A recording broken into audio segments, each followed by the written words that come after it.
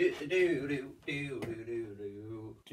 what are you doing? Oh, I'm just measuring your room a little bit. I need to figure out where to put the David Dubnyk statue. Why would I get a David Dubnyk statue? Why? Oh, it's for when we win the cup. We need something to worship. Dude, it's October! What is up, guys, and welcome to today's video where the Minnesota Wild beat the Colorado Avalanche 3-2 in regulation. No pity point for the Avalanche. No nothing. We defended our home rink tonight against the divisional rival. Oh, this is good. 5 in a row, and this is the most satisfying one. By far. This is nice. Are you sure you don't want the David? Yes, I am. Let's wait. It's October. I know it's 5 games, but it's October. So before I get carried away and try to hail our Lord and Savior David Dubnyk, let's talk about the game. So the first period starts out like most games the Minnesota Wild are involved in, where they start extremely flat and it's kind of boring and teams are feeling each other out a little bit. Okay, so if we push you, do what? If we push you, do what defensively? It's becoming one of those games. And for once, we don't take an undeserved lead. Instead, it's a pretty weird goal for the Colorado Avalanche. After a face-off, Landeskog wins it back. It's thrown onto the net by Ribeiro, and unfortunately, there's 5 guys between Dubnyk and the puck. So it goes through his legs. He does not see that puck at all leave the stick of Ribeiro, I think it is, and it just trickles through. His worst of the season, and to be honest, that's not a bad thing, because that's actually a really difficult shot, considering there was 5 people in front of him. He had 5 butts to look through. That's a lot of butts to look through. We go down 1-0, and throughout the first, nothing really happens. We have a few chances. Miles has a good first period. They have a few chances. Dubnyk recovers. It's one of those feels-y out first periods where it's like, okay, we didn't start on time, which sucks, because you want to start on time. You want to get going. We don't.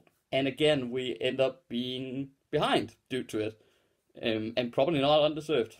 But we come back in the second period, right? Well, not really to start it. No, we start by taking 2 penalties. 2 dumb ones. So Bruce Boudreau said that he wants us to take less penalties. I think it's 3 penalties is the maximum of the game. That's what we should strive for. I like that idea. Unfortunately, I don't think I have seen it enough. I like the idea. Unfortunately, I just haven't seen that much of it in the latest parts of this season. Where I think we have been worse at kind of our discipline than we were in the first part of the season. We're taking dumb penalties in critical parts of the game, and this one's no exception. We are down a man. We cannot take another penalty, and we do, unfortunately, take another penalty in a stage where if the Colorado Avalanche score 1 or 2 goals, God forbid, we're in deep trouble at home against the divisional rival. You cannot do that. Of course, it happens sometimes, but it's just add on to the 3 penalties we took in the last part of the last game. Not so great. We need to kind of up that discipline level. And luckily we killed it off, because David Dubnyk definitely rebound from his weak, I don't think it's a weak goal, but his probably average goal that goes through him. And sadly, it's like, oh, okay, but he recovers, does really well, and the defense blocks a lot of shots. I have much respect for our penalty killers, who's been phenomenal the last bit. And we get it killed, and eventually we get the chance of, so we get the puck, and we finally put it on the net, which was kind of a thing I was a little bit not too happy with. If you have to take a sad point about the game, of the last part of the game, we didn't actually put enough shots on net, but we finally get it on net, and traffic in front, multiple people in front bashing at it. Eventually it goes out to Granlunds, and a Finnish magician has this to shoot at. This is the hole he has to shoot at, and that's coincidentally just enough for puck to trickle up over Valama's shoulder, bar down.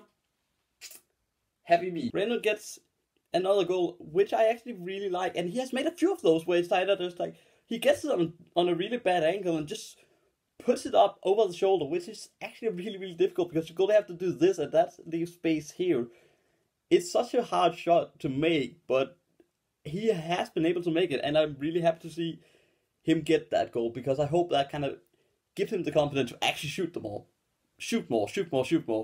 like in general, just while has good players to shoot, just shoot more. And that's how we kind of go into the third period after, again, 2 good goalies who's taken a lot of good quality shots.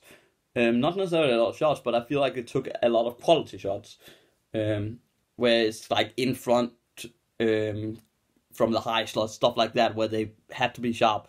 Devin Dubnyk especially has one in the last 2 minutes of the period where he has to move really quickly side to side and make a good pad save. So we go inside, 1-1, into the third, we go. Here the Minnesota Wild gets a power play. Not a 5-on-3 this time, because the Avalanche actually is disciplined enough not to do that. However, we do punish them because our power play works. So it's Granlunds, again, who I think was man of the match. Granlunds had a really good game today. Throws it in front to Stahl, who complete and utterly scuffs his shot. It's on the side, and he kind of just racks at it. Doesn't hit it cleanly at all. But sometimes those are the hardest shot to make. By hardest, I don't mean necessarily the fastest shot in the world. It's basically a shot that just is impossible for the goalie to read. Balamos goes into an adventure on the left post because he expects the puck to go into that area if he hits it cleanly. He doesn't. He kind of just floats it like into the short side, and it goes in. And the Wild is leading. Not necessarily the prettiest of goals, but they all count. It's a beautiful play to get it to the zone where it becomes a danger. And now it's about just holding on. And we do well. We get some chance of our own. Oh, Eric Fair comes, shoots. Oh, save. Dumber. Oh, you Dumber. Come on. You played well. You played really well. You had a massive hit earlier in the game. You've been doing that all season. I've been so proud of you. You've been... Matt, I've been so happy for you. Why? So Matthew Dumba has a great chance, and he's been playing great this game as well. Delivered a fantastic hit, which he's been doing so many times this season. He takes the worst penalty at the worst time. So we go down 1 man, only 1 goal up, 2:39 left. This is gonna be scary, isn't it? Why are the Avs trying to pull their goalie? Why is there an empty net? Wait, who is the Avalanche coach? Do you want me to look that rhetorical? But he didn't make a smart move there, to be honest. What happened? And I will never understand this. Why would you pull your goalie at any point during a 1-goal deficit with 2:39 left? Even if it's 5-on-5, why would you? There's plenty of time to score a goal. And especially when you're on the power play, like, you can definitely get it established and not have to rely on the face-off block. Like, get the puck seen if it's actually won. If the Wild clear it, well, you can just get it into the zone and then pull him. Like, there's time enough to get a proper attack where you pull the goalie rather than just pulling him for the sake of pulling him before play. Like, I don't get the logic here. And I don't think a lot of people do, judging by the reaction on Twitter and social media. I did not see a lot of happy people about this call by the coach. And, well, I take it because Jonas Brodin, well, our Swedish overlord on the defensive end, decides to get his second of the season in 2 games by floating it from behind his own goal and just floats it, perfectly bounced, and it's in the back of the net. What do you know? It would backfire 10 seconds later to pull your goalie with that much time left and on a man advantage. Because guess what? We could actually just ice it. Had Brodin missed, well, we've thrown it away. We killed the first part of the penalty. There was no punishment for the Wild in that situation to try and ice it. And that's such a weird call by the coach, where I, for the first time, have seen, like, a full-heartedly hockey debate go, well, that was a stupid move. Why would you do that? But yeah, the game isn't over, believe it or not. We still have to play a little bit more, and I still have to check my heart rate a little bit more, because with 30 seconds left, guess who scored? Yeah, it's not the Minnesota Wild, if that's what you're looking for. The puck goes into like the crease where Dubnyk has to make a good save. Unfortunately, the rebound ends up with Gabriel Landeskog, who is a pest. But a pest you want on your team, let's be honest. And he does well, scores. And now we have 39 seconds-ish to kill. And they get it in us. Oh god, they get it in us. No. Oh, Dubnyk, thank you. Oh, get it out, block. Come on, get it out. No, why do they keep it? Why can they keep... 10 seconds left, come on, time. Why have you stopped? Come on. So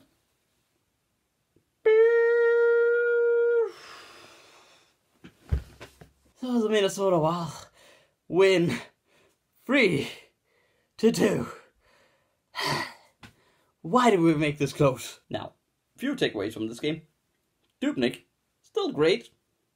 Granlund played amazingly, and I think was really good at both kind of what Granlund does, which is actually play the smart passes, but also in terms of his forecheck with Nino Ryder, I think that worked really well for the both of them.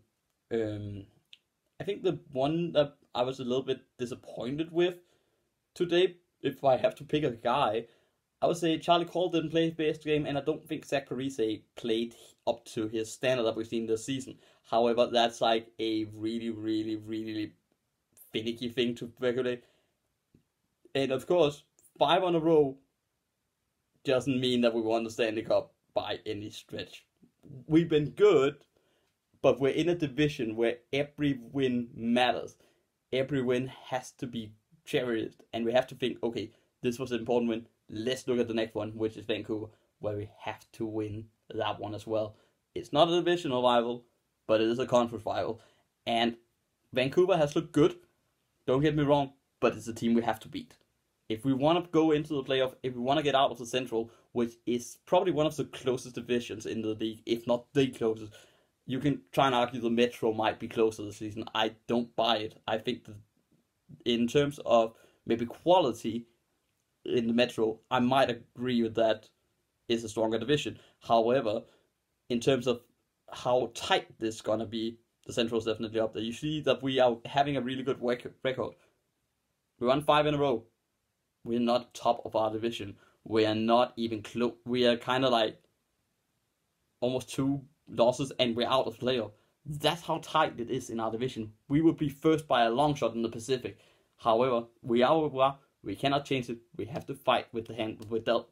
And I think we've been doing great so far. So that is it for this one. Thank you very much for watching. And please, if you did like it, please like the video, subscribe if you really enjoyed it. And tell your friends that the Minnesota Wild have won 5 in a row. And that I'm not getting a Devin Dubnyk statue before we actually won the Stanley Cup.